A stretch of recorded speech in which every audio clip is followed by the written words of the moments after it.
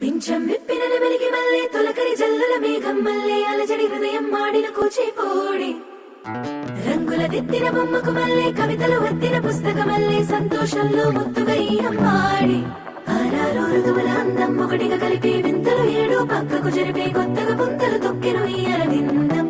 అమ్మమ్మో తాండవమాడే కృష్ణుడి నుండి వేణువు గానం తీయగ పండి రాధకు ప్రాణం ఉప్పొంగే ఆనందం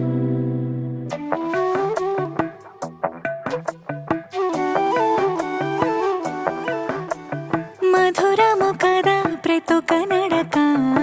నీతో కలిసేలా తరగని కథ మనదే కనుక మనసు మురిసినిలా ఒసురే